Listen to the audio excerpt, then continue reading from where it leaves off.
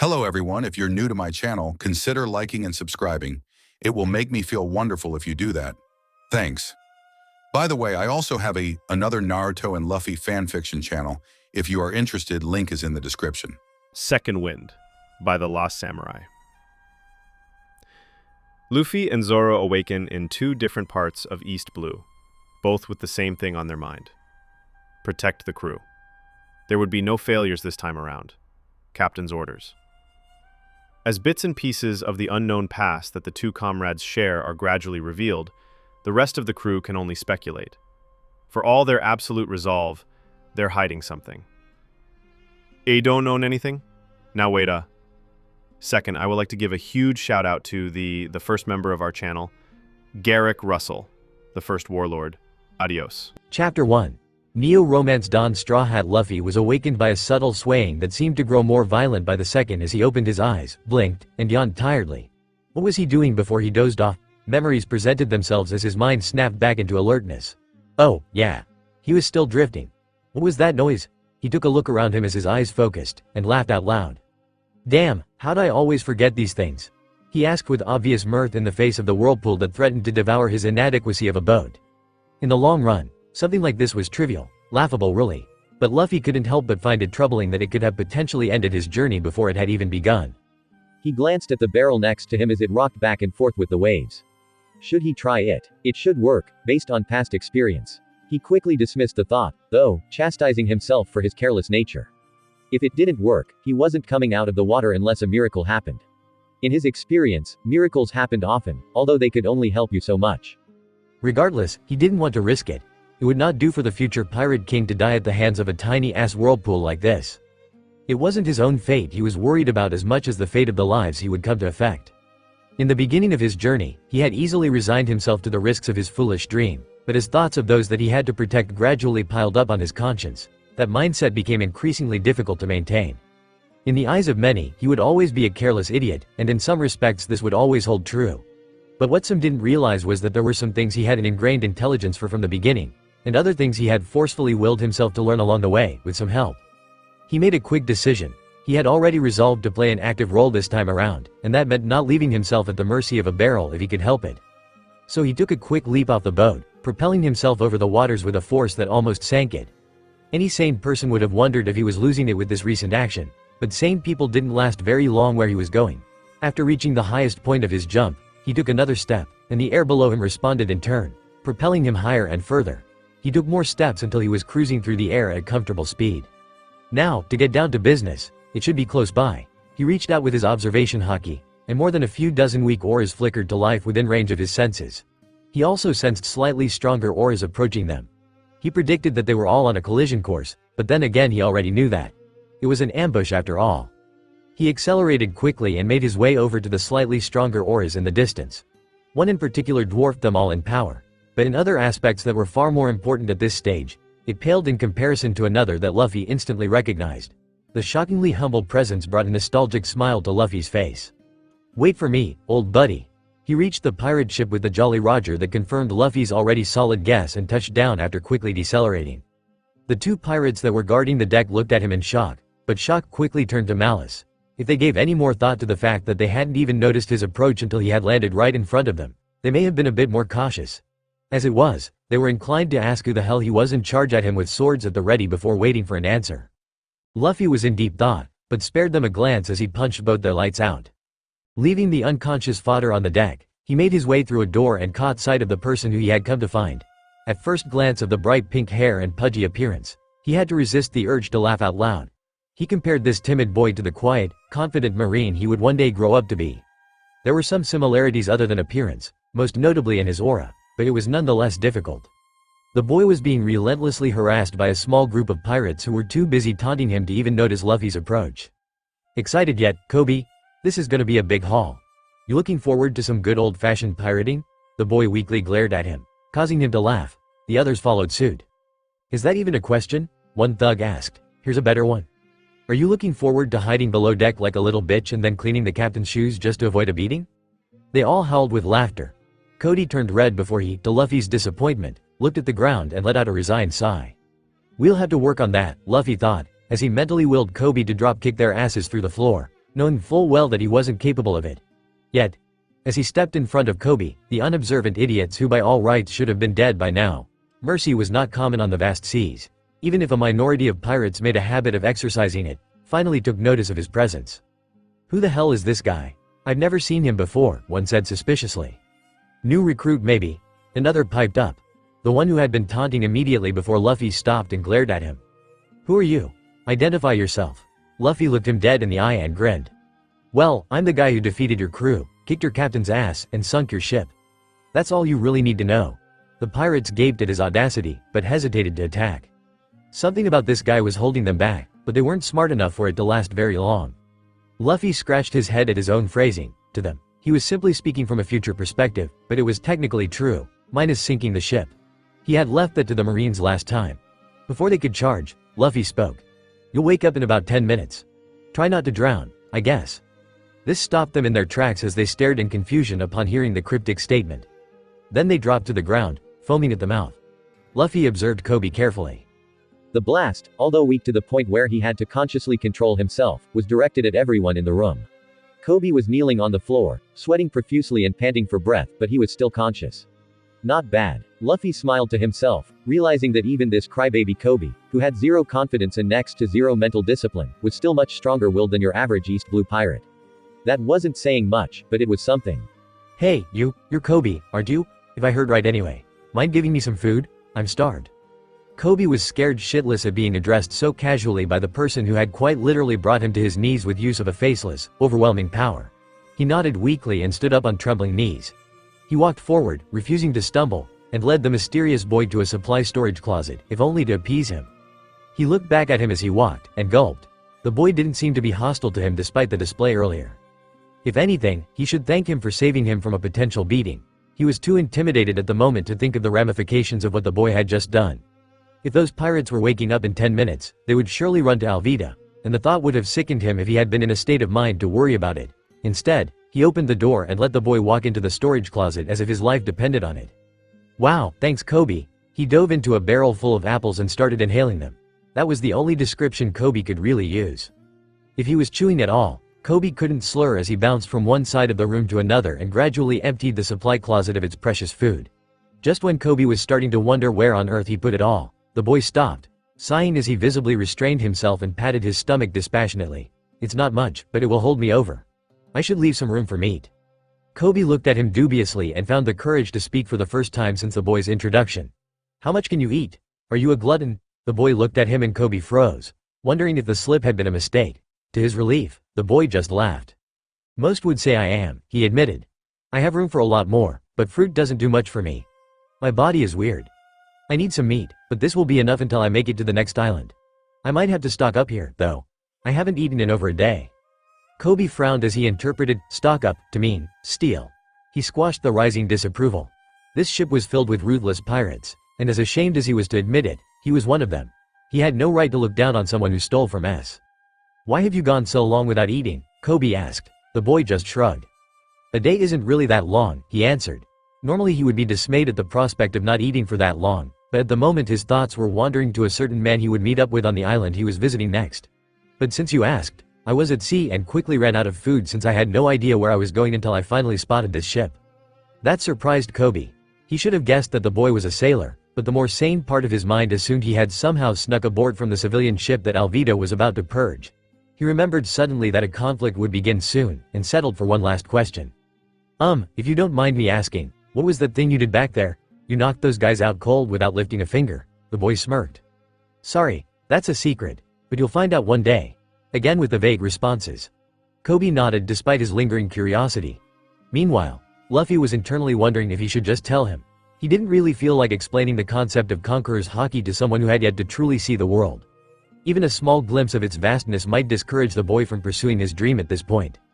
Oops, he said suddenly. I forgot to introduce myself. Sorry. He stood up, and Kobe nodded to convey his desire to know. He smiled widely and threw his hands up in the air. I'm Monkey D. Luffy, the man who is going to become the Pirate King. Kobe's jaw hung loosely in response to the bold statement. Pirate King? Do you even realize what that means? He asked in shock. Yes, Luffy said simply. But Kobe shook his head furiously. You're insane. Your desire is to stand at the top of this great age of pirates. A hint of fear crept itself into Kobe's voice at the thought of the boy he had unwittingly started to like dying a gruesome death. Don't tell me you're going to the Grand Line. Are you after One Piece? The boy nodded, confirming his suspicion. Kobe continued shaking his head. It's impossible. Luffy, give up now before you get yourself killed. I know I just met you and have no right to order you around, but I don't want you to die a premature death. Luffy's held back from bonking him on the head, if only because Kobe had worked up the courage to shout at him, something he wasn't sure he would have the nerve to do after Luffy kind of overdid it with testing his will. Instead he just gave the boy a confident smirk. Not likely. It will be a while before things actually get dangerous, but I'll be ready when they do. Even so, if I die, I die. At the very least, I will leave my mark on this world. Kobe looked odd. He probably assumed that Luffy meant he was going to make a name for himself, and while that was inevitable, Luffy was thinking more along the lines of impacting the lives of his crewmates. Technically, he didn't know them yet, which felt weird, but it hadn't been difficult to come to the decision that he would recruit every one of them. Luffy was no saint. He wouldn't go out of his way to help people he didn't know if he had no direct reason to do so. But with people who he knew as his comrades, people that he knew were suffering and had such bright potential for both goodness and greatness, there wasn't much of a decision to make. I wonder if I can be like that. Kobe's quiet voice pulled him out of his thoughts. I wonder if I can live with no doubts, confidently fulfilling my ambitions. Luffy shrugged. No reason why you can't. Kobe's fists were clenched and started shaking. I have a dream, he whispered.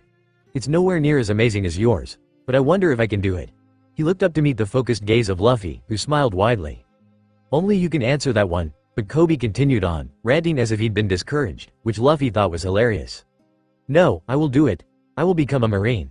A great Marine who follows the code of justice to the end. And I will stop pirates from wreaking havoc on the innocent. Luffy's smile grew even wider. Does that include Alvida? It was a calculated risk, he knew. Kobe's eyes widened in fear before the determination flooded back into them stronger than before. He took a deep breath and shouted, I will capture Alvida. There was a sudden crash and Kobe caught sight of a giant mace sticking out of the ruined wooden wall. I was wondering where the hell you were while the others were attacking our target. And here I find you aiding a bounty hunter and entertaining thoughts of mutiny. Kobe stared in horror at the still smiling boy. Did he do that on purpose? Why? What would his motive be? He had essentially just gotten Kobe killed for revealing his traitorous thoughts, but that didn't mean Alvida would have mercy on him. What was he trying to do? Alvida addressed Luffy directly. And who do you think you are? Planting thoughts of treason into my gullible cabin boy. Do you know who I am, brat? Luffy looked at her, bored. The biggest whale in East Blue? All doubts vanished from Kobe's mind. Luffy was definitely trying to get them both killed. Luffy's thoughts were elsewhere. Wait, does Laboon count? Nah, he's on the other side of Reverse Mountain, so that's not in East Blue. I guess there might be whales bigger than her in the eastern seas, but I've never met them, so it's not like I have any proof. So as far as I'm concerned, she's the biggest. He mentally pictured a certain orange-haired girl commenting on the idiocy of his thought process before he snapped back to reality, just as Alvida's shocked expression melted away to make room for an enraged one. Before she could compose herself enough to act, Luffy turned to Kobe with the same bored expression. What do you think, Kobe? I guess there might be bigger whales out there, he said. Comprehension dawned on Kobe's face. It was a test. He was to become a Marine. Marines could not simply bow their heads in the face of insurmountable power. Their job was to protect the world from injustice when no one else would. How could he ever be a Marine if he couldn't stand up to a single pirate? That's what it's about, isn't it, Luffy? The resolve to put your life on the line. His eyes hardened and something shifted within him. He snapped. The fattest bitch-ass whale from here to Logia Town. Iron Mace Alvida. He shouted it at the top of his lungs. Alvida wordlessly swung at the offending stain of a child with all her might, only for him to disappear from sight along with the bounty hunter. When her perception of reality caught up with what had just happened, she recognized that there had been a crash directly above her. She looked up to see a hole in the ship's deck. The shit stain of a bounty hunter was standing above deck with Kobe sprawled down beside him in shock. He was casually taking down pirates who had reacted with hostility to on of their pirating. As they kept coming, he seemed to get slightly annoyed and his arms seemed to blur out of sight. As Alvida climbed out of the hole he had made, she realized that all of her henchmen were now unconscious. The rational part of her brain told her to be wary of this boy, the same part that was ruthlessly stomped into submission by the part of her brain that desperately wanted to process the image of his bloodied body dead at her feet. She screamed in frustration as she jumped into the air and came crashing down behind the boy, swinging down with her mace. Kobe's eyes widened. He didn't even have time to shout a warning before the iron mace came crashing down on Luffy. And shattered upon contact with his head. Alvida started to back away as her brain registered that perhaps she wasn't a match for this boy at all. These insinuations, which were normally silenced by the part of her brain that dealt with treasonous thoughts, seemed to be roaring through her mind all of a sudden, unable to be suppressed. She continued to back away until the boy disappeared from her sight once again. A fist collided with the back of her head, robbing her of her consciousness. Kobe watched as his preconceptions of the world were shattered right before his eyes. He knew Luffy was strong from what he'd shown so far, but to defeat the pirate that had plagued his existence for so long so effortlessly, it left him feeling oddly inadequate. Luffy was frowning. He had meant to demonstrate the practical use of his rubber body, but his reflexes had chosen a much more sophisticated method of defense. He was so used to fighting New World pirates. Should he even try to explain what just happened to the awestruck boy? He decided against it. Devil fruits were one thing, but he wasn't sure how he would explain something like armament hockey to Kobe so early on even if he wanted to. He was no really. He sucked at explaining things. Instead, he addressed another issue. The Marines will be here soon. You can try to join them, but it would be suspicious in this situation. In fact, they might just arrest you. Kobe nodded sadly at that. It was an accurate assumption. Why don't you come with me for now? I'm going to a certain island to meet up with someone, but I honestly don't know how to get there. He laughed sheepishly while saying it. But there's a Marine base on that island. It would be a good starting place for you. Kobe smiled and nodded with enthusiasm. It was then that Luffy realized he didn't have a boat. He had abandoned his to its fate at the hands of the whirlpool. The thought saddened him. It was no going merry. It hadn't even come close to developing a consciousness from what he could tell. Although admittedly he wasn't exactly an expert on the subject, still, a pirate should look after his ship when he can. He idly considered stealing the ship he was on while avoiding the Marines, but he didn't want to risk Kobe being cited as an accomplice. And anyway, he had a threat to follow through on. He lifted his foot up above his head and brought it down in an axe kick. The effect was instantaneous. The ship's hull split right down the middle and it began to sink. Kobe, who wasn't that surprised at this point, decided not to comment on the pointless destruction. The Marines would have sunk the ship anyway. Wondering what he was going to do now, Luffy reached out with his senses and froze. His eyes widened. This presence. How had he missed it until now? A quick scan with his observation hockey revealed who she was. For all her stealth skills, she couldn't exactly escape his sixth sense. Only someone with similar training could attempt that, and this girl had none, for now. Her aura was radiating fear. That was likely a panicked reaction to what she had just seen, which, knowing her, was everything. It's good to see you again, Nami, he thought, as sadness and nostalgia welled up inside him in equal proportions. He grabbed Kobe and nonchalantly jumped off of the ship and onto her boat. Nami's eyes widened comically and she gasped. She had been planning to get away while she still had a chance, but he had found her somehow. This guy, he was dangerous. Hello, the boy greeted. Sorry for the trouble, but we're kind of stranded. Would you mind giving us a ride to Shell's Town? We have some business there. Nami calmly assessed the situation. She knew Shell's Town was on the same island as the 153rd Marine Branch. She was planning to go there herself to investigate a ledge she had acquired. Perhaps it would be best to take this guy there to appease him long enough to get out of danger. He just single-handedly defeated a notorious pirate crew and trashed their ship. She had taken down one of Alvida's cronies herself, but only because she'd been spotted. She would never attempt something so outrageous and stupid. She wondered if this guy was a pirate, but decided against asking. She simply nodded in response to his request. The obvious signs of fear Nami was showing saddened Luffy. Her faith in him had never faltered even a bit after the events of Arlong Park, so this was kind of difficult for him to digest. He didn't want Nami helping him out of fear, but he needed to meet up with his other crewmate as soon as possible.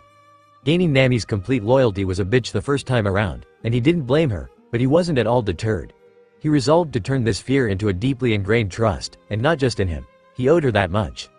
Keeping the hurt off his face, he flashed her a smile and thanked her. This was his second chance, a new beginning. Bring it on. As her ship sailed towards Shell's Town with the two unexpected passengers, Nami was desperately trying, for the sake of her own safety, not to comment on the stupidity of a person actually trying to navigate the sea without a map, compass, or general sense of direction. But as Luffy casually estimated the chances that he would have made it to the island on his own without dying of hunger or thirst and washing up on shore as a corpse, and his estimation was very low, Nami couldn't contain her sentiments anymore. While Kobe was sweating in exasperation, she abruptly turned to him with a scowl on his face. That's not something to laugh about, you dumbass, she screamed. Luffy stopped laughing and looked at her. Nami recoiled and covered her mouth with her hands. Crap, she thought as Luffy stared at her for a few seconds. Then the strangest thing happened. A fond smile broke out across his face, and then he chuckled. No, I guess it's not, he said. Nami recovered, confused. Had she completely misread him? So far since they set out he hadn't made any move that could be considered hostile. He had just been chatting amiably with Kobe the entire time. The only time the two of them had interacted was for introductions. When asked her name, Nami replied that it was Najiko. Luffy nodded and accepted this without further question, and Nami concluded that he was a bit dense, which was good to know. There was no point giving him any information that he could potentially use to find her, and the chances he'd ever set foot on her home island were slim, so the name she had picked was irrelevant. But now she wondered if she had simply misjudged him. Sure, he was unnaturally strong. In fact, she was pretty sure she'd seen her do a couple things that were 100% impossible, but it was hard to see from that angle. But strong people didn't necessarily have to abuse their strength, even if most did.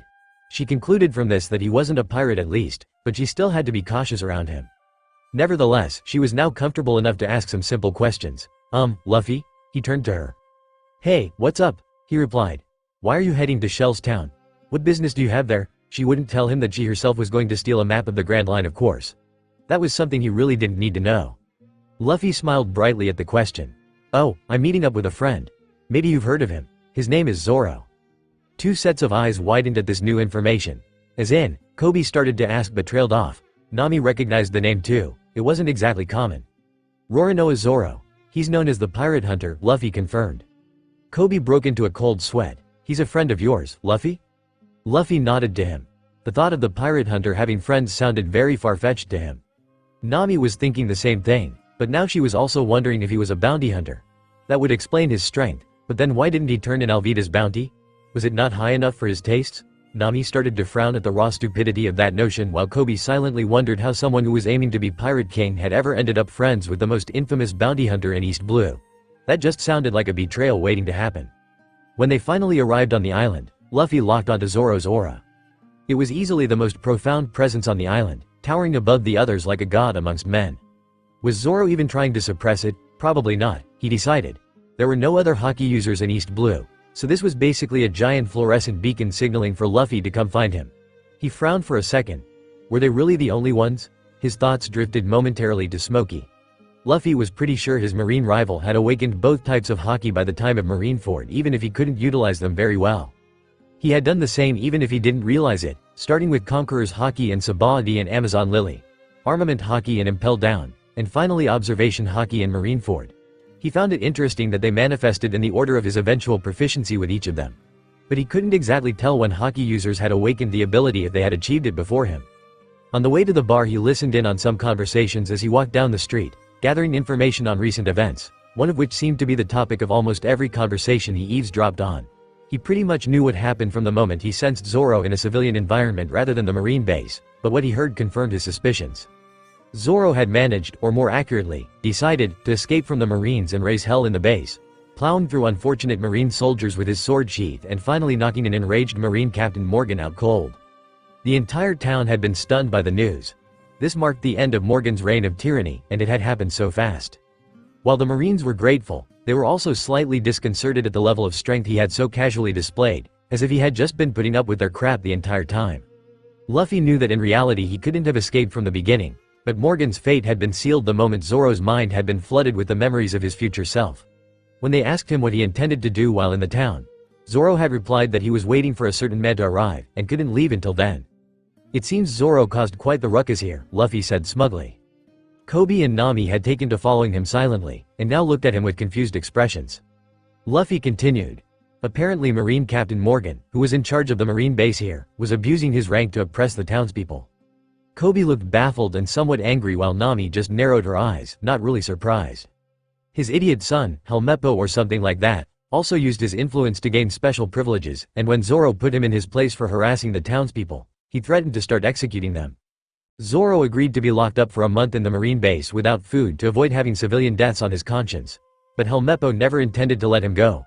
When he found out that they were planning on executing him anyway, he escaped and beat the crap out of Captain Morgan. The Marines decided to apprehend Morgan right then and there. Kobe looked outraged now. Luffy didn't really want to destroy the kid's admiration of the Marines, but the sooner he came to terms with reality, the better. Luffy knew he wouldn't end up following that absolute justice crap, but it was better that he understood what kind of organization he would be working for sooner rather than later. Nami turned to him with curious eyes. How do you know all that anyway? Luffy scratched his head. It's a skill that I've picked up on. I listened to fragments of conversations while walking through crowds to try to gather a full picture of what's going on in the area. It's pretty useful. Nami nodded, wondering if she should try to learn how to do that. Kobe was impressed. That's amazing, Luffy. Where'd you learn how to do that? Luffy put on a sad smile. A friend taught me how. A long time ago, Nami and Kobe decided not to push for more information after that. Luffy sighed. While his proficiency with the skill was naturally much higher with the use of observation haki, Robin headed down to an art form. She was capable of flawlessly picking up on information as she walked innocently through the streets without the aid of anything other than her eyes and ears. Luffy was no Enel. He couldn't pick up on conversations from a mile away, an ability that he attributed to the self-proclaimed god's devil fruit. But gathering information while he walked down the street, while not an ingrained habit like with Robin, was child's play if he just paid attention. When they arrived at the bar, that the aura was pulsating from him, that Zoro had sensed his presence as well. His aura was flaring with excitement, even if he'd never show it for the world to see. Luffy walked in, followed closely by his two traveling companions. He stopped behind the bench on which the subject of his search was seated, and the bartender, a woman with brown hair and eyes, looked at him with a nervous smile. The little girl that Luffy knew as Rika stared at him in wonder from behind the counter.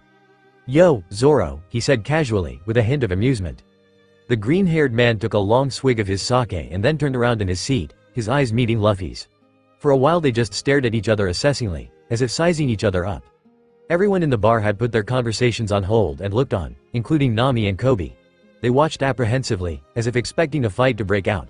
Finally, two wide grins slowly graced the two men's faces, and the tension seemed to cease as if never there. "Ririka, can I get 2 more rounds over here?" The bartender nodded, looking relieved, and poured 2 more cups as Luffy sat down. Luffy had begun drinking sake fairly recently, but he had quickly discovered that his tolerance was almost as high as Zoro's. So, he began, "How has your day been?" It was an innocent question, but Zoro easily caught the meaning behind it. "Well," he began, "I woke up tied to a post, and quickly found myself being taunted by some dumbass kid who truly wasn't as stupid as he looked." While others listening in were confused by the odd contradiction, Luffy recognized this as an insult to Helmeppo's looks rather than a compliment to his intelligence, and struggled to rein in his laughter. "I had to restrain myself from strangling him with the ropes that he was thoroughly convinced I couldn't escape from." This time, Luffy couldn't contain his laughter. There were some things that Zoro simply couldn't cut unarmed, but ropes were not one of them. "Don't worry," Luffy said as his laughter died down, "he'll grow up soon enough." Zoro grunted his acknowledgement of the statement that they both knew was at least partially true. "You didn't cut the marine base in half, did you?" Luffy asked. Zoro scoffed, while Nami and Kobe wondered if they had interpreted the ridiculous question correctly.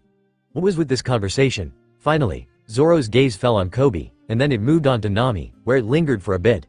Nami shifted uncomfortably under his scrutinizing gaze. "Who are your friends, Luffy?" he finally asked, breaking off the eye contact, much to Nami's relief. Luffy nodded at each of them as he introduced them.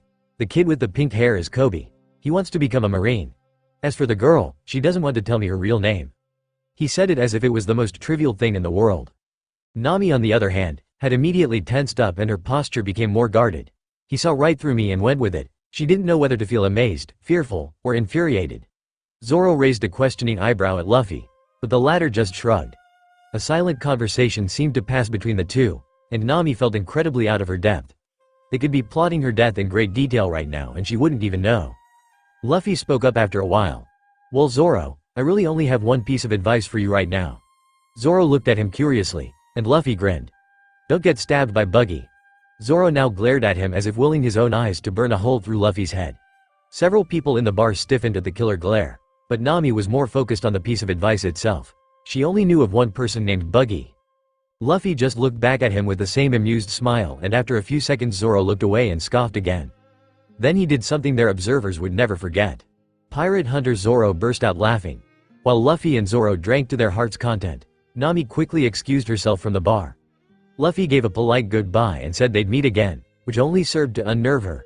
She made her way out of the bar as Luffy ranted about how he desperately needed some meat, and she quickened her steps once she was out. Something about those two just made her want to get as far away as possible. Next stop, Marine Base. The bartender watched in exasperation as Luffy devoured plate after plate of food. His body was gradually expanding before their eyes, and some had lost their appetites just watching the process. Zoro simply kept eating as if it was completely natural. Luffy finished his last plate of food, and Zoro felt kind of guilty. Ririka had offered him free food until he set out on his journey, and was quite gracious in extending that offer to a broke friend of his, but she obviously couldn't have accounted for Luffy's monster of a stomach. Luffy sighed in contentment and stood up, his round physique sagging in response to the action. A few bystanders wondered how this was possible. When Luffy's face scrunched up in concentration and his round physique rebounded into a slim figure, muscles bulging as if the mass had been redirected, they gave up trying to make sense of anything they were seeing. Once again, Zoro acted as if this was normal. "Ah, that's better," Luffy said in satisfaction. "I feel like I'm at full strength now." Zoro rolled his eyes. "I don't think we'll be back at full strength for a while, Luffy." Luffy nodded. "We'll talk about that later." Kobe, who had resignedly stopped trying to make sense of anything the two said as well, asked the obvious question. Are you guys staying here for a while? Why did you need to meet up?" Luffy glanced at Kobe and grinned. "Actually, we're going out to sea. Zoro is gonna be my first crewmate." Kobe gaped. "You mean, as a pirate?" Luffy nodded, seemingly amused. "Yeah, what else?" Kobe tried to wrap his mind around the pirate hunter becoming a pirate. Mutterings broke out through the bar, and one of them turned to Zoro, confident due to his drunken state. Whoa, the pirate hunter Zoro is going to follow a pirate? Is that true?" Zoro, rather than addressing the question directly, turned back to Luffy. "So, when do we set sail, Captain?" They both ignored the increased volume of the mutterings. "Just as soon as we get a ship that can take us," Luffy replied cheerfully. Zoro facepalmed. Not this shit again. He really should have expected this. Some things never change. "Hey, fellas. If it's a boat you need, I run a business selling small ones. You're welcome to take one. It's the least I can do after what you've done for our town." Zoro turned to the voice and nodded gratefully. "Thanks, that'd be really helpful." After that, they finished the last of their booze and said their farewells to Kobe. Luffy told him to become a great marine and always follow his own sense of justice, and he vowed that he would. Luffy and Zoro got their boat from the man who had volunteered his services and led them to his shop at the coast of the island, and without further ado, they set sail for the place they knew to be called Orange Town. Getting there, on the other hand, was a different story. Luffy and Zoro marveled at the fact that they were able to get there once before, remembering that they had basically been wandering around aimlessly in search of a navigator, and by some stroke of luck, happened to find Nami. Zoro assured Luffy that Nami would go there and that her presence the first time wasn't completely random. While he was raising hell in the marine base, he found a memo from Buggy the Clown in a safe that he knew wouldn't escape Nami's notice. They knew where Buggy was, and they didn't doubt that Nami would find him, so logically Orangetown was their next destination. However, they were getting increasingly frustrated by the second in the execution of actually getting there. Zoro was holding the map and compass, which should have immediately rung alarm bells in Luffy's head, but he wasn't much better at this, so he was rowing for now.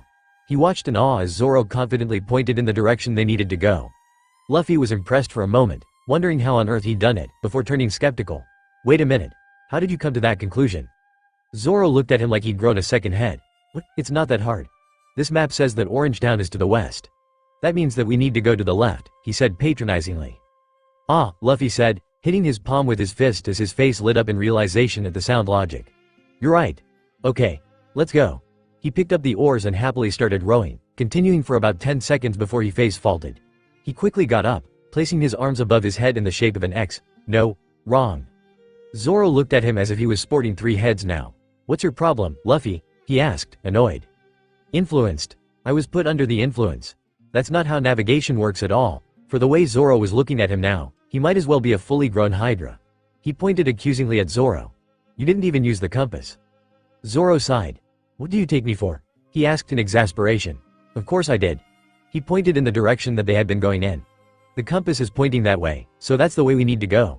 Are you satisfied now?" Luffy was stunned. Zoro really had been navigating with a map and compass.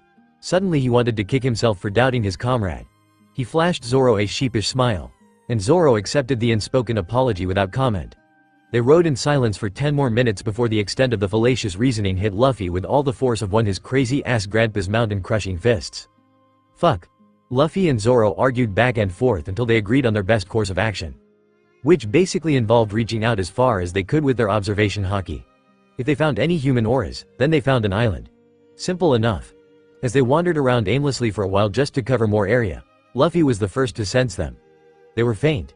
3 auras just a little beyond the horizon. Zoro couldn't sense them yet. His observation haki was weaker, but as they got closer he confirmed Luffy's findings. As the island came into sight, Zoro spoke up. "I still say I had that under control. We just had to keep going left in the end." Luffy let his blatant disbelief show on his face, not really caring anymore. "You know Zoro, I've been thinking about this for a while, but if we continuously went left, wouldn't we just be going in a circle?" Zoro scoffed. "As if I go in a circle trying to go in a straight line. What do you take me for, Luffy?" Rather than dignifying this with a response, Luffy instead opted to jump out of the boat, hovering in the air using Geppo as he faced Zoro. "Try to keep up," Luffy said, grinning as he knew that Zoro could not perform the technique, having never bothered to learn it. He shot off in the direction of the island as Zoro developed a tick over his eye and started rowing furiously. He reached the town pretty quickly, and Sky walked around a bit, taking in the sights. He was high enough so that civilians weren't likely to take notice. Then again, he knew this island was the one they were searching for by now, and he also knew that there were more than just civilians in town. As if reacting to this revelation, a cannonball came into his peripheral vision. It was aimed right at him. He could have maneuvered out of the way pretty easily, but he quickly came up with a better idea, a devious smirk adorning his face. This seemed familiar, so if his timing was right. He took the cannonball head on and got shot down, landing with a crash onto the ground and making a hole in the pavement. 4 witnesses stopped running and looked at his unmoving form, 1 in curiosity, and 3 in slight sympathy. Captain Buggy must have targeted the guy, whoever he was. Well, never mind that. The 3 armed men turned to the 4th person, who was by no means armed unless you counted the map in her hand. She prepared to run again when the alleged corpse stood up and dusted itself off, attracting their attention again. Shoot first, ask questions later, huh? I guess I shouldn't expect anything less from that clown, the man who was very much alive said to himself. The girl's eyes widened as she immediately recognized him. Now she really couldn't stay. She had enough troublesome people to deal with at the moment. Boss, she shouted with feigned glee. The pirates looked from new arrival to her and back to the new arrival. You're here, she continued. Great, mind taking care of these guys for me? I got the map, so I'll head back to the ship. Luffy watched, amused, as she hastily retreated without giving him time to potentially refute her words. Not that he would. Actually, he was planning on hold her to the statement that he was her boss now. He honestly wasn't surprised that Nami had beaten them here despite the fact that they had left first. She had no doubt gone in an actual straight line to get here. Still, this was pretty lucky. The pirates quickly rounded on him, completely missing the sharp turn that Nami took as she sprinted behind the houses to their left. So you're her boss, huh? I guess we can just take you to Captain Buggy, then. Luffy scoffed. Sorry, I already have an appointment with Big Nose, and I'd rather only make one trip. The pirates looked outraged and slightly fearful at the disrespect the man showed, before falling into unconscious heap on the ground. Nami climbed one of the rooftops to get a better view of the fight, which was over. The 3 men had been beaten easily. She smirked. If she could get a monster to fight her battles, why shouldn't she? Hey, you, she called. He looked up at her and she waved. Nice job down there. You kicked their asses. She hesitated, then added, mind if I treat you to some food? I have a proposition for you. Luffy nodded in agreement. Despite knowing what this would lead to, he wasn't about to turn down free food. As Nami led her an abandoned house, Luffy frowned and thought. He knew what he could say to get Nami to join them, but he wanted her to follow him out of loyalty and trust, not out of mutual need, and he didn't even entertain the thought of manipulating her. Taking advantage of what he knew about his future crewmates would make him feel like the S of the earth. No, Nami needed to follow him out of her own free will and he needed to provide her with a place where she belonged. Anything less would make him no different than Arlong. So it was with that line of thought that Luffy sat down and resigned himself to the plan that was forming in his mind. It was a reckless plan, but Luffy was a reckless person, and he could hardly imagine that they'd be in any danger even if Nami repeated her exact actions from the previous timeline. And so far, she was doing just that. The only difference was that she still hadn't told him her name. She suggested that they worked together for a while. She had navigational skills he needed, and he could really throw a punch. When Luffy asked if she would join his crew, she hesitated, and said that she would only join temporarily. Satisfied for now, he mentioned that they were pirates. He didn't miss the hardening of her eyes, but she went on as if the information didn't matter. Her proposition was to infiltrate Buggy's base of operations together and split their treasure 60/40. Luffy found it pretty hilarious that she would suggest an uneven split of the profits when she wasn't actually planning on keeping her end of the bargain. He wondered if that was just thrown in to make it more believable. But that was Nami for you. Cunning, opportunistic, and, taking into account that her plan involved both of them getting away, slightly naive. But that would change soon enough. Luffy heard her out and agreed to the plan. Nami didn't tie him up with ropes this time. He briefly wondered why, but quickly dismissed it as Nami recognizing that he wasn't as stupid as he made people believe. But while they walked towards the area that Buggy's crew was occupying, a small grin stretched across Luffy's face as he realized that Nami had adapted to this minor detail, and simply planned to betray him when they got there. Luffy nearly laughed at the thought of her naivete as they continued to walk, but caught himself. Nami wasn't stupid. Far from it. Her true problem was that she was blinded by her preconceptions and common sense. She thought ahead, but she didn't account for all the possibilities like, say, Robin did. Something that she didn't account for could really throw a wrench in her plans, even a trivial detail like her not having the strength to carry that much gold. She also didn't account for the fact that Luffy could beat the crap out of Buggy's crew while tied up and blindfolded, but that couldn't really be expected of her. A few pirates took notice of them as they walked into the plaza, and signaled their captain. Buggy showed up and looked at them with no small amount of hostility. This was the bitch that stole their map and that annoying boss of hers. When his henchmen had returned and made their report, Buggy had refrained from flaying them alive, deciding to save it for the thieves. They were certainly making this easy, though. What do you flashy bastards want? I hope you're here to return the map you stole. Nami took on a devious grin as her plan unfolded. In no more than a few seconds, Luffy's hands and torso were tied up with a rope that seemed to come out of nowhere. She really was good at this. That's right, I'm sick of working for this guy. I've come to return the map and join your crew. You can have my boss as a gift, she shouted. Buggy looked thoughtful at TND then started laughing. I guess you're not as stupid as I originally thought. What's your name then? Nami straightened and gave him the same fake name that she had given Luffy. Figures. Pirates soon surrounded Luffy and he rolled his eyes. This was the part where he'd have to show restraint. Luffy wasn't really good with restraint. In fact, when two thugs shoved him in a cage that he easily remembered, he couldn't help but knock them out with a blast of Conqueror's Haki. This could have been a problem had they not been drinking so much, but as it was, the surrounding pirates just laughed, thinking it was simply the effect of the binge. Nami's eyes narrowed, but she dismissed it in favor of scanning the area discreetly. She quickly located a key that she was pretty sure was to the cage, the map of the Grand Line which was handed to Buggy after she had surrendered it, and a heavily guarded building that was most likely their treasure vault. Alright, everybody, I'm in a flashy good mood right now, so drink to your heart's content in celebration. The pirates roared in approval at Buggy's announcement, and Nami smirked as she started drinking as well. She would be the only one without a hangover after this, and it would be all too easy for them to get away with the treasure in the map, which she would gladly take for herself before fleeing the island. All according to plan. Her confidence faltered, however, as she took note of a dozen pirates shoving a huge cannon into the middle of the plaza. And now, Buggy shouted, I think a demonstration of our power and the glory of the Buggy pirate crew is in order. He turned to Nami. Call it an initiation, he said as she looked on apprehensively. The pirates lit the fuse of the cannon, which was facing the direction of the town, and fired. Nami's eyes widened as the cannonball blew through several houses, completely destroying them. She quickly realized why all the houses in the area were abandoned. She turned back and realized that they were now pointing the cannon towards the cage Luffy was in. She rounded on Buggy. Wait, what are you? Buggy was grinning widely. Like I said, call it an initiation. To prove your loyalty, I thought it would only be fair if you got the honor of disposing of that pathetic former boss of yours. Nami's eyes widened further. Oh, this cannot be happening. Luffy watched as the pirates loaded the Buggy ball into the cannon and Nami stuttered nervously, trying to convince Buggy that this really wasn't necessary. Buggy handed her a match. Do it, he said simply. Nami broke out into a cold sweat and she turned back to Luffy, who could see she was torn. I wonder, do you have the resolve of a pirate? If not, you'll never get far in this crazy world of ours, he told her. Nami's face darkened. And what's that? The resolve to kill without a second thought, she spat. Luffy shook his head and grinned ferally. The resolve to put your life on the line. Nami's hands trembled as her options were spelled out for her. She could fire the cannon and survive, proving that she was no better than the common S that populated the world, or she could face death and stay true to her convictions. She was broken out of her thoughts as a pirate grabbed the match from her hands. Her eyes hardened as she found her resolve. She would never be like one of these common murderers. Come on, don't you know how to light a match? You just... He was abruptly interrupted mid-sentence as Nami's staff collided with his face and he was thrown back onto the ground, cursing in pain. The surrounding pirates looked outraged at the act of betrayal, but Buggy just sighed and got his knives out. He was disappointed, but he'd been expecting as much. Luffy looked on with interest but decided that he'd seen enough. This was getting dangerous for Nami very quickly. He broke out of the ropes and shoved his foot up through the top of the cage, was disconnected from the bars and landed in a crumpled heap on the ground behind the cage.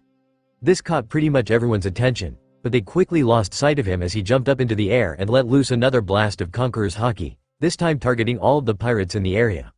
Bodies fell to the ground left and right until the only ones left standing were Nami and Buggy. Nami looked around in shock at the phenomenon and at the new development. He could have escaped at any time. What is he playing at, and what did he do just now? Meanwhile, Buggy was fuming. He recognized the King's will when he saw it. How could this nobody thief possibly possess the same power that Captain Roger and Uncle Rayleigh had? Even Kabaji had fainted. Regardless, it didn't matter. He was no pushover. He had sailed the new world and witnessed clashes between gods. He wouldn't have survived this long if he had never gained an immunity to the ability. It would take more than that to bring him down. Hey, Luffy, I finally found you, you bastard. Everyone turned to the new presence that had made itself known, and Luffy laughed. I'm impressed, Zoro. Who knew that you were capable of finding anything? Zoro brushed off the insult and replied, it was easy.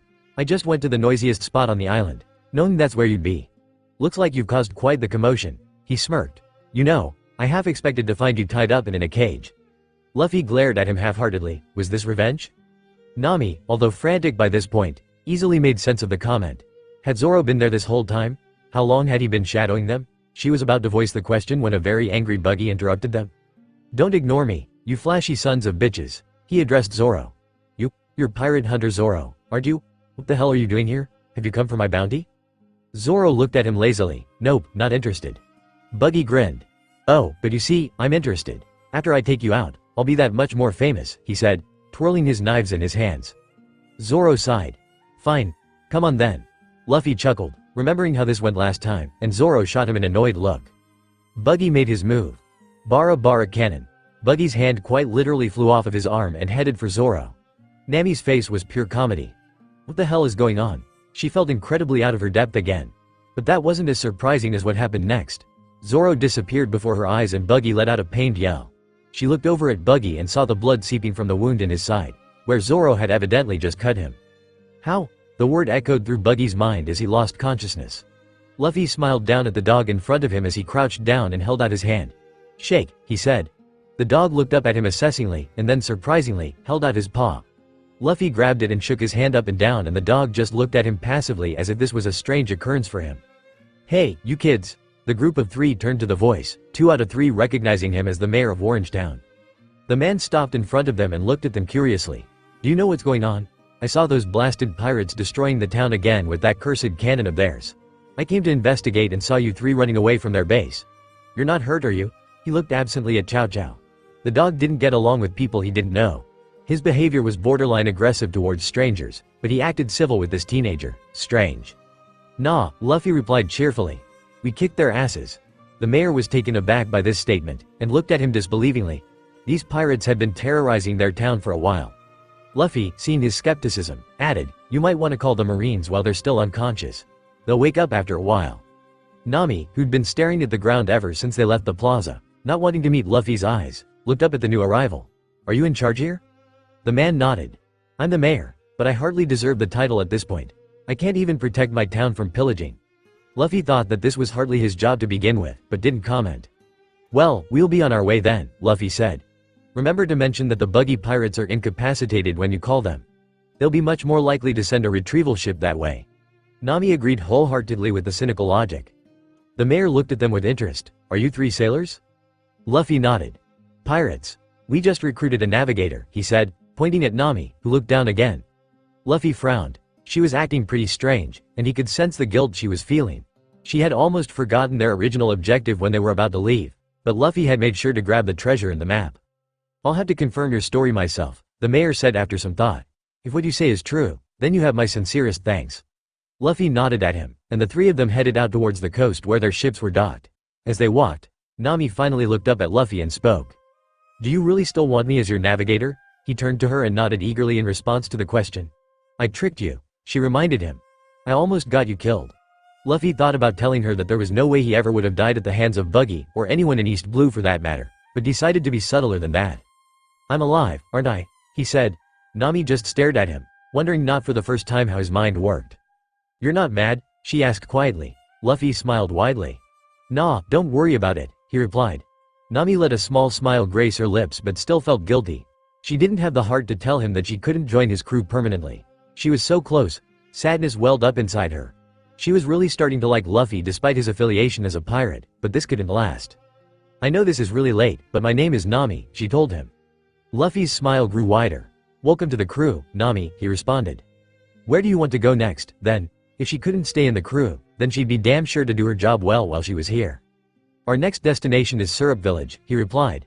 Nami looked thoughtful. She knew where it was. It was a small village on the Gecko Island southwest of here.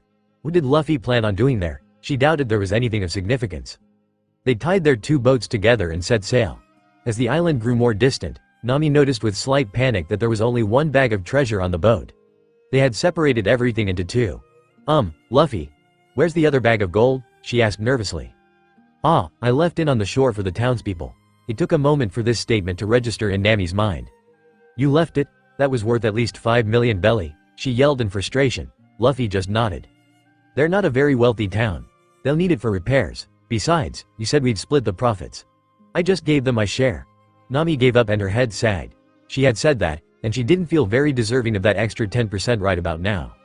Luffy observed Nami out of the corner of his eye. She was definitely getting more comfortable around the two of them, but she was still slightly disconcerted after everything she'd witnessed them do. Nami was used to using her cunning to manipulate circumstances to her advantage, and she felt way out of her comfort zone when she didn't feel in control of a situation. But that was kind of the point. Luffy wanted her to feel completely at ease around them, not because she could control everything, but because she trusted them to watch her back so that she wouldn't have to constantly look over her shoulder. It was still a work in progress. On the way to the next island, Luffy and Zoro quickly got bored. They left the navigation to Nami.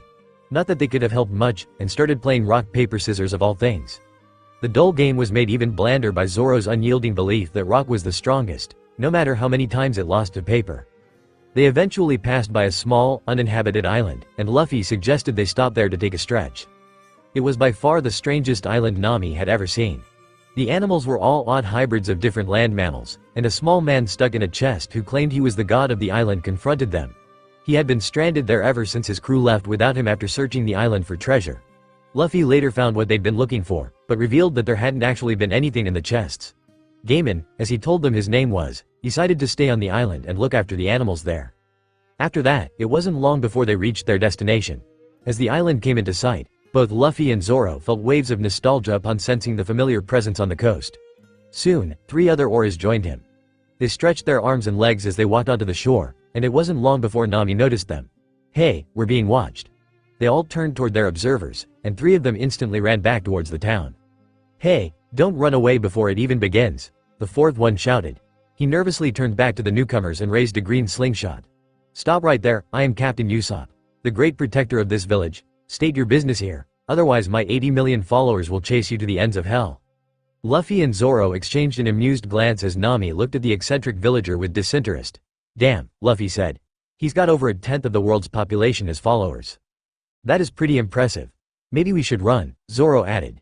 Usopp gulped, doing the math in his head. He hadn't really thought that one through, but it looked like they were buying it. Maybe this would work.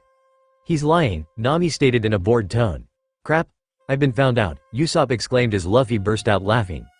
Usopp swayed back and forth comically as he wondered out loud what he was to do now that he'd been discovered. Nami almost looked guilty for what she'd reduced him to. He quickly recovered though.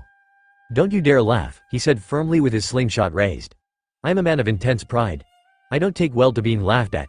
That's why everyone calls me Usopp the Proud." This was another lie. No one called him that, but they didn't have any proof of that, did they? "Hey, calm down," Luffy managed as his laughter subsided. "You're Usopp's son, right? Let's just our food.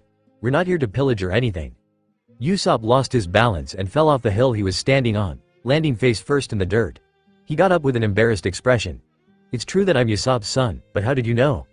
Luffy smiled genuinely. "You remind me of him. Even the way you glowed is the same."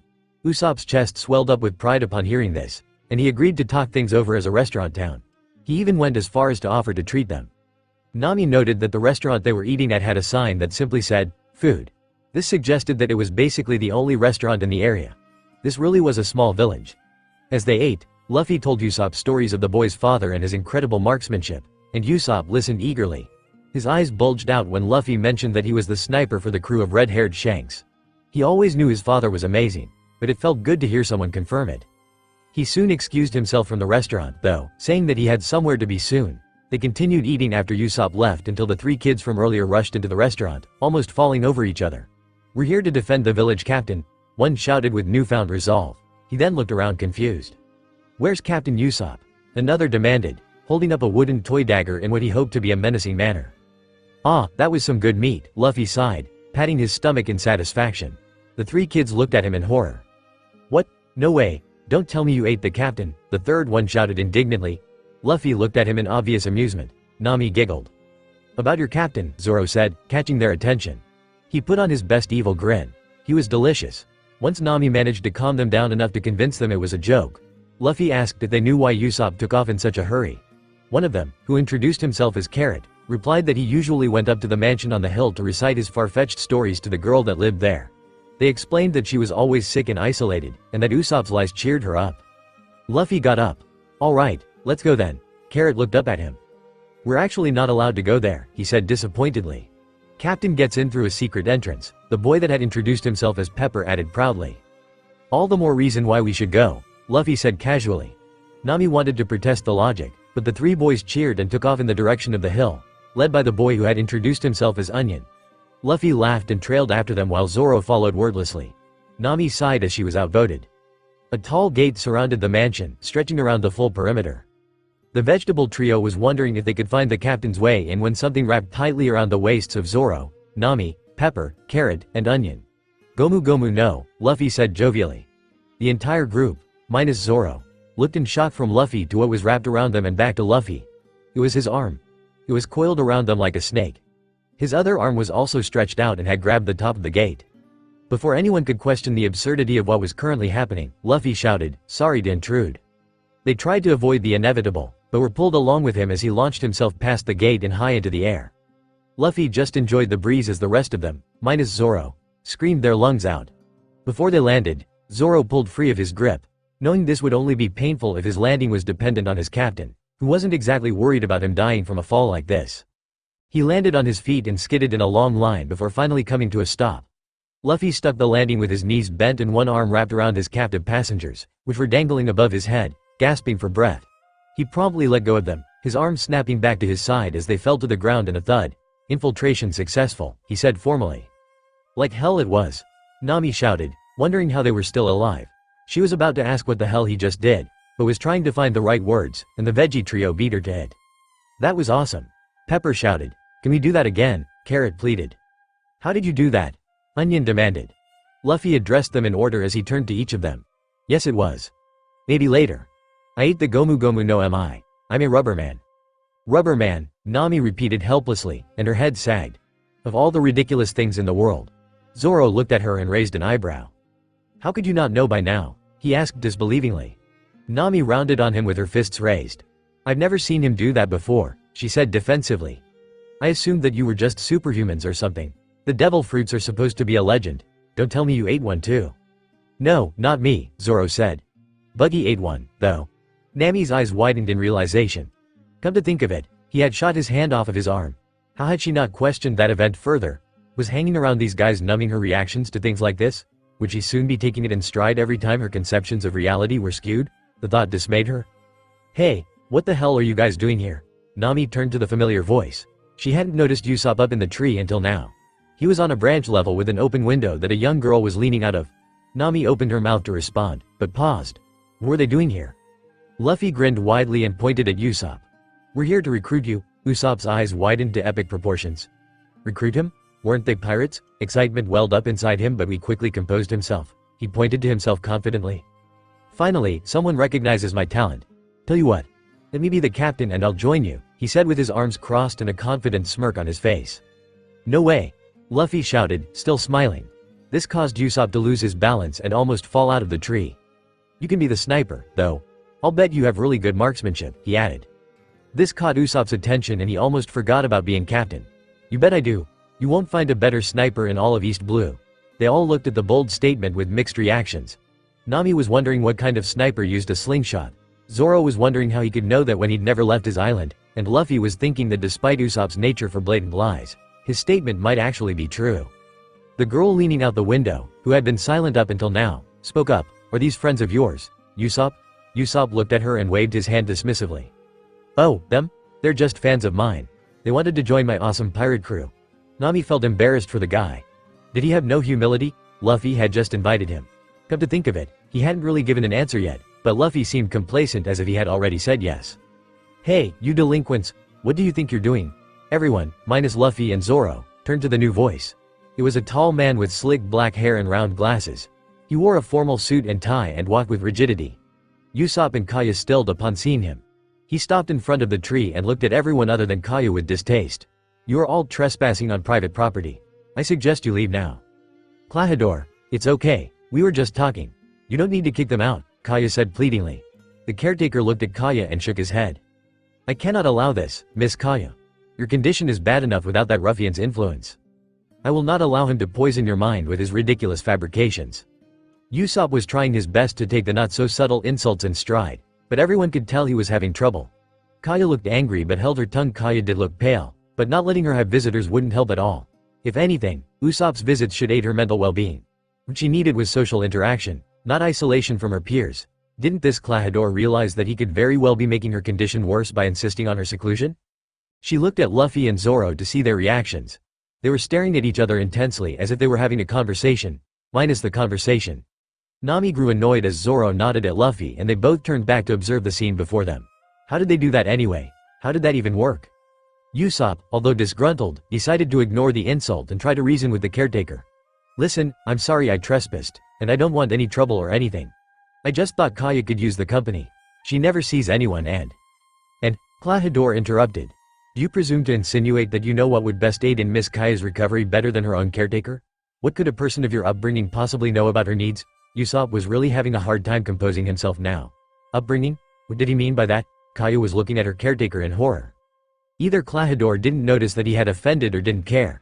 He continued, of course, I suppose I shouldn't set such high standards from the son of a filthy pirate. Breaking and entering must be a second nature to you, but I'm afraid I must ask that you not come back. He was forcefully interrupted as Usopp's fist collided with his face. He fell back onto the ground and glared up at him in annoyance. Don't worry, Usopp said quietly. I was just leaving. He turned around and stomped out of the compound, the infuriated scowl never leaving his face. Kaya had covered her mouth and was watching him leave with regret. The veggie trio shouted insults at Klahadore for good measure before running off after their captain. Luffy motioned for Zoro and Nami to follow him as he too turned to leave.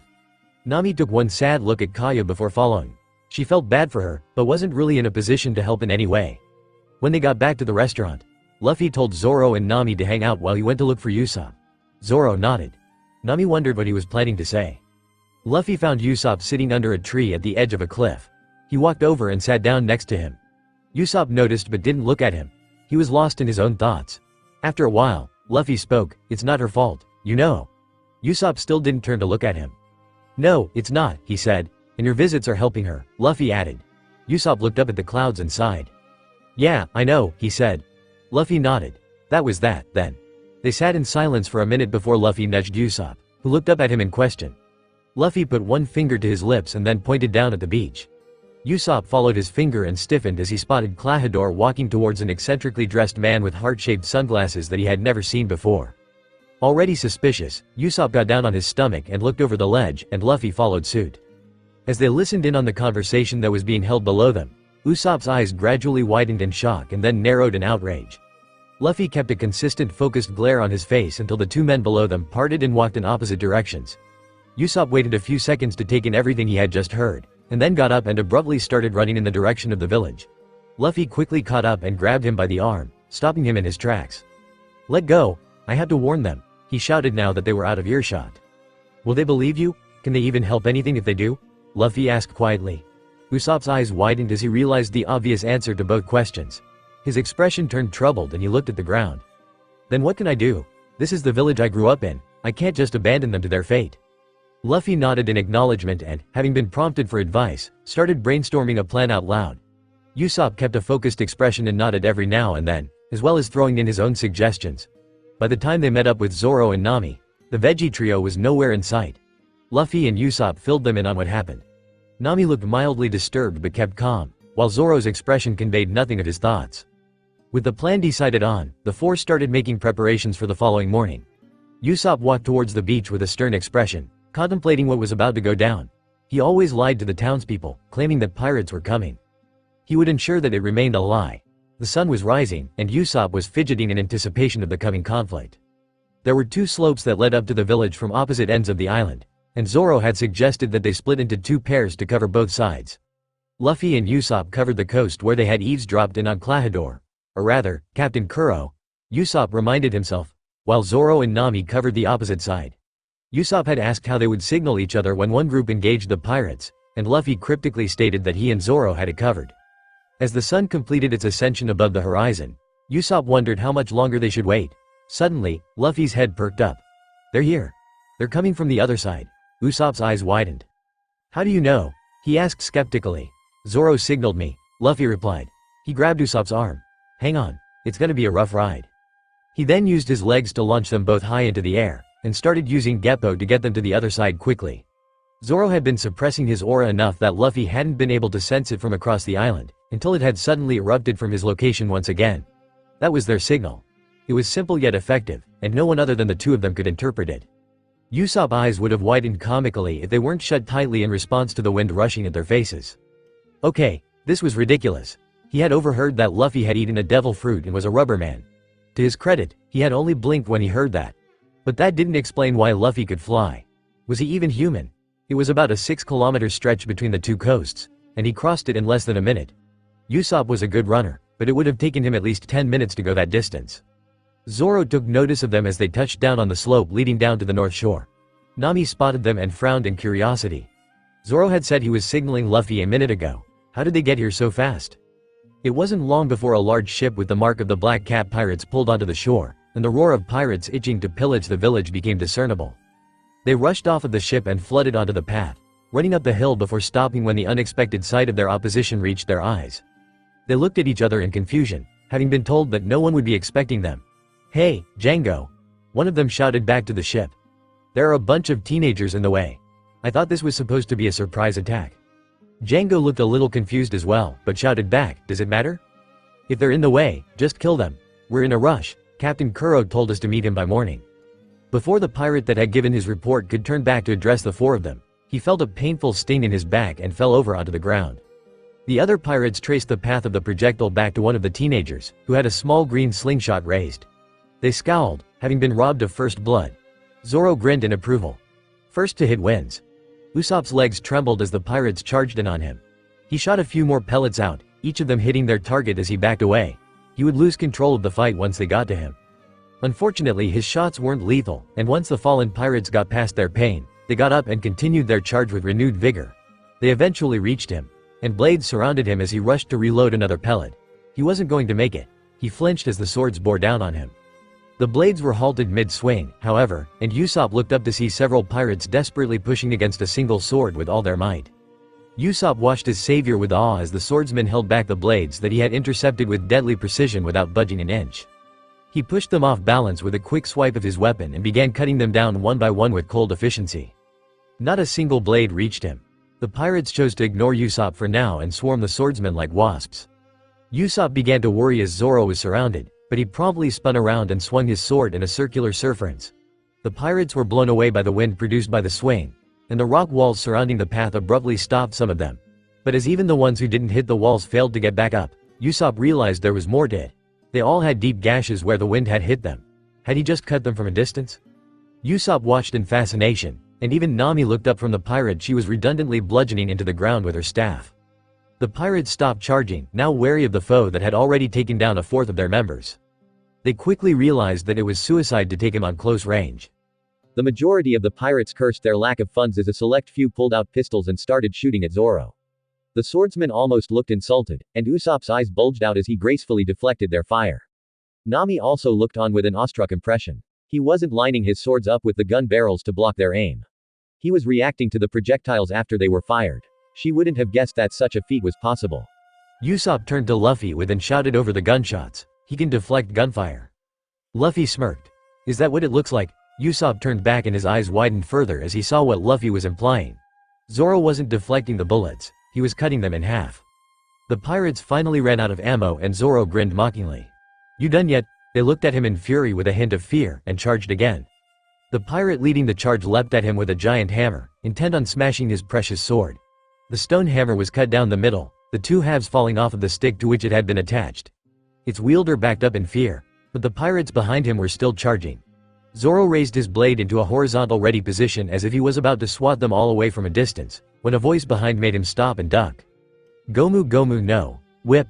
Luffy's leg blurred from sight and the charging pirates were all swept off their feet and knocked into the solid wall of rock. "Don't hog all the fun, Zoro," Luffy pouted. "You could have jumped in at any time," he replied. Django was getting frustrated. Half of their crew had been taken out now. He got out his hypnotic ring and turned towards their remaining forces, which were visibly cowering. "Failure is not an option, you dipshits," he shouted. "When I say 1, 2, Django, your cowardice will disappear and you will become stronger. 1, 2, Django." The men's eyes hardened and their muscles bulged. As if they had completely forgotten the slaughter that had just occurred, they let out a battle cry and charged forward with their fists in the air. A-A-A-A-A-U-U-U-U-G-G-G-G-H-H-H-H. Luffy grinned and threw his fists above his head as he dashed forward, yelling, "Awig!" in mocking imitation. The pirates were not deterred at all under their hypnotic influence. Gomu Gomu no. Luffy's fists seemed to multiply for a second before they blurred out of sight, much like his leg earlier. Gatling, the Black Cat pirates, for all their miraculous mental steroids, dropped like flies as they were mowed down by the invisible assault. Django cringed. If this kept up, Kuro would have their heads. Sham, Butchie, come show these fools what happens to those who mess with the Black Cat pirates. 2 more pirates jumped down from the ship. One was slim and one, not so slim. It was clear that both took the cat thing way too far, though. They looked at Zoro fearfully, then turned back to Django, and fell to their knees groveling. What are you trying to do to us, Django? The slim one sobbed. They just took down most of our crew. There's no way we can fight those guys, the larger one said miserably. Whatever, in out his hypnotic ring again. When I say 1, 2, Django, you will both stop groveling and get stronger. 1, 2, Django. The 2 men's muscles bulged considerably, but their sobbing only intensified. Django developed a tick over his eye. Alright, that's enough already. Get your asses in gear before I kick them from here to the red line. The 2 cat-like men jumped and ran clumsily in the direction of Luffy and Zoro, arms flailing and tears still trailing down their faces. Django scowled. That act of theirs was annoying and unnecessary. They were already late. Luffy and Zoro looked at each other with raised eyebrows as the 2 homophilians made their way over to them. You don't want to do that, Luffy said in a bored tone.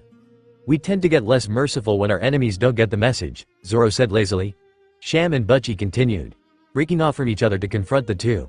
Their arms were still flailing randomly as they drew closer. Luffy sighed. As they came into range, the doubt disappeared from their faces and their movements became more fluid and purposeful. Nami and Usopp watched in horror as the smirks developed on their faces, contrasting with their false tears. Sham and Butchie lunged forward, claws intent on digging into flesh. These 2 had severely underestimated them.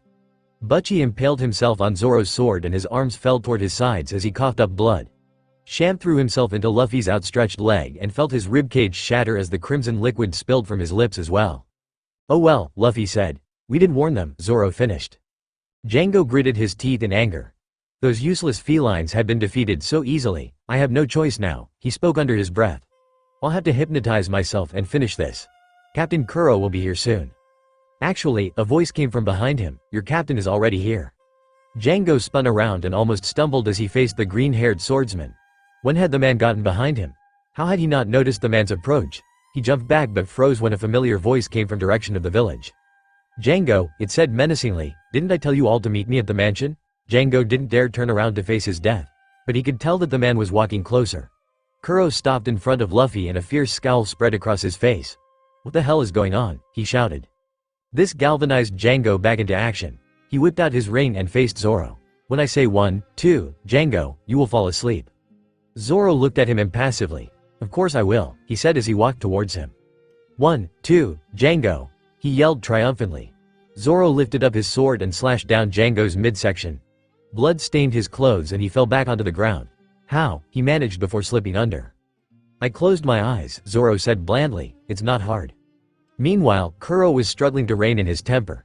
He was the only Black Cat pirate left standing, and he didn't even consider himself a pirate anymore. Useless, the lot of them. If you wanted something done, he thought as he adjusted his glasses with his palm so as to not cut himself with the 5 katana attached to his fingers, you did it yourself. He was about to make his move when a voice called out to him, Klahadore. He turned to face Kaya, who looked like she'd been crying, which made sense.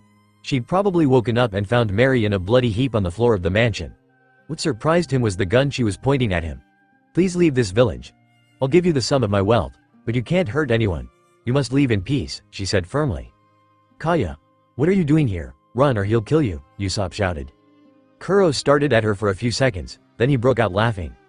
Kaya's eyes widened. Sorry, Miss Kaya, but this isn't just about the money. I had plenty of it back when I was Captain Kuro. His eyes hardened as he relived the memories. What I couldn't stand was the lifestyle. The Marines constantly attacking my ship. Bounty hunters following me wherever I went. It all got so annoying. What I want is a peaceful life. The villagers trust me. I have a good standing within the village. All I need now, a feral grin broke out across his face as Kaya looked at him in horror, is for you to die so I can inherit your wealth. He walked up to Kaya, who despite what she was hearing, couldn't bring herself to pull the trigger. Images of her time spent with the caretaker replayed in her mind and her hands trembled. Kuro reached her and swiped the gun from them. And you will write that will. I don't care what I have to do, he said quietly, reaching for her face with his long claws. Tears welled up in Kaya's eyes. This couldn't be Klahadore. How could it be? A shift in the air made Kuro freeze, and he swiftly turned around and blocked an oncoming pellet with his claws, swatting it away. What a coincidence, Usopp, he said menacingly as he lunged towards the sniper. I still owe you for that punch you gave me. Usopp got another pellet ready, but Kuro was too close already. He wouldn't make it. A fist collided with Kuro's face before he got within range. The impact sent him sailing through the air until he collided with the rock wall and fell to the ground. Now you owe us double, Luffy said with a cocky grin. Kuro struggled to get up as he fought off the first signs of a concussion. He glared furiously at Luffy. The devil fruit eater. I wasn't planning on killing anyone myself today, but it looks like there are plenty of volunteers. He bent over and started swaying back and forth. Shikushi, he whispered, before vanishing from sight. At least that's what happened from the point of view of Usopp, Nami, and Kaya. Luffy and Zoro looked on in apathy as he appeared to run around slashing random objects in slow motion. Should they do something? He wasn't even attacking them. Kuro was moving at around the speed of a novice sword user, but he didn't have the reaction speed to keep up with his own movements, and was suffering from severe tunnel vision. Luffy guessed that he was just attacking anything his eyes could perceive. It would work, in theory, against most East Blue enemies. If they couldn't keep track of his movements, they'd eventually be taken down. It would be more effective against a crowd of enemies, though, and Luffy didn't really have the temperament to wait for Kuro to find them. So he leapt forward, grabbing Kuro right out of his attack, and threw him. He collapsed on the ground and growled in frustration before picking himself up. You know, Luffy began. You suck as a fighter, but as a pirate you fail miserably. Neither of those things bother me, Kuro responded. I am no longer a pirate, and after this, I will never have to fight again. Luffy shook his head. That's just the thing. You look down at the life of a pirate, but the fact remains that you couldn't handle it. You ran away with your tail between your legs. Kuro's eyes narrowed. He didn't like what this kid was implying. He wanted a life of peace, but a coward he was not. Luffy smiled, knowing he had struck a nerve. Your will is weak, Luffy continued. Usopp's ambition is much greater than yours. This time Kuro scowled fiercely. What kind of joke is this? You're comparing me to that pretend pirate? Luffy shook his head. Did you even hear me? Like I said, you can't compare to him. You're nothing, just a butler with a get-rich-quick scheme. There's no one in my crew whose ambition doesn't shit all over yours. Kuro was really getting frustrated now. Enough? Just how am I inferior to that play-pretend pirate? Fame? Power? Intellect? Tell me, and don't give me that willpower bullshit. Foolish ambitions will get you nowhere in this world.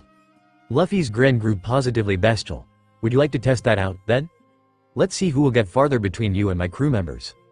Luffy raised one hand to his straw hat and let loose the most powerful blast of Conqueror's Haki that he had used so far in this timeline. Kuo his hands and knees, his eyes widened to epic proportions. He looked up at Luffy with an infuriated and terrified glare. He gritted his teeth and sweat poured down his face as he tried to fight off the darkness that was claiming him, but after a few seconds he gave in and his head fell to the ground with a thud. Zoro felt the pressure from the blast on his psyche, and raised an eyebrow as he brushed off its effects. Why had Luffy even bothered aiming it at him? Had he just decided to bombard the entire area? His eyes widened slightly at the thought, and he turned toward Nami and Usopp. They were both kneeling on the ground, eyes open but unfocused. Beads of sweat trailed down their faces and their jaws were clenched, as if they were fighting off some unknown foe. After about 10 seconds they both recovered, panting for breath, and looking around frantically. Luffy looked a little guilty as he looked back at them proudly. Zoro snuck a glance at Kaya.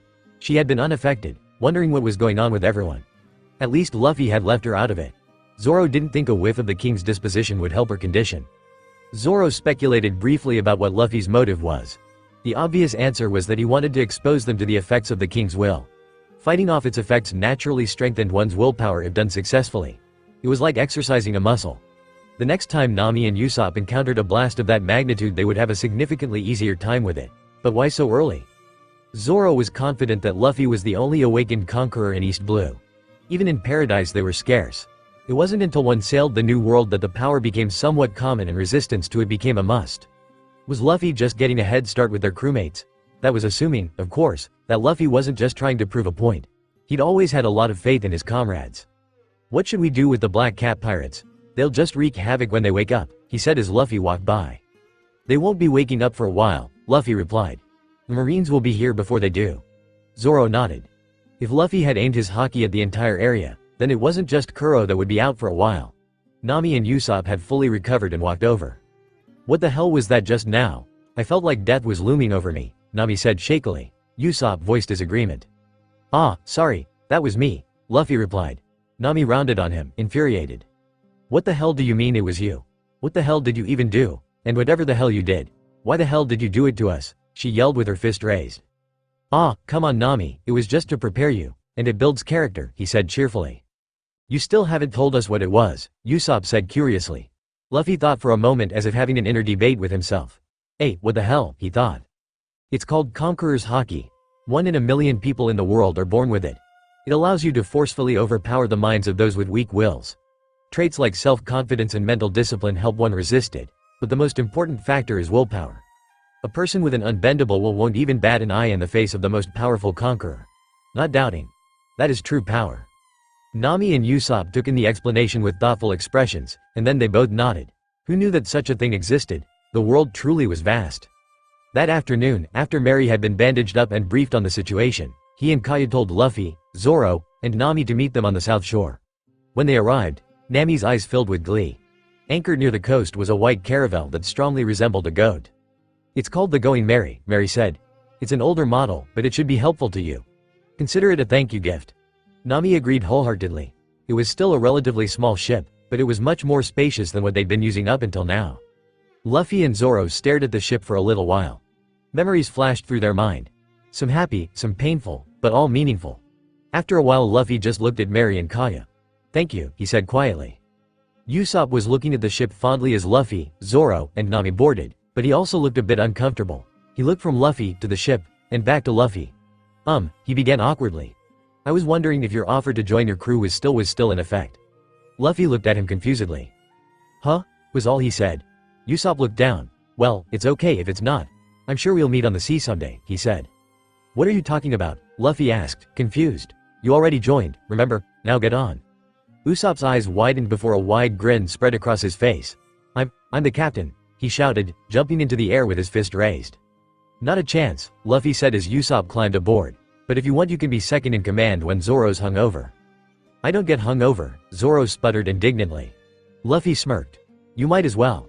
With the way you sleep, there would be no difference. Zoro scowled. Why do people with low tolerances always try to make up for it by talking shit? Luffy's smirk grew wider. You speak as if those swords don't compensate for anything. It took all of a second for that to sink in before the two were full out brawling on the deck of their new ship. It lasted for a full 2 minutes before Nami and Usopp decided to risk their well-being to pull them apart. They had to set sail at some point.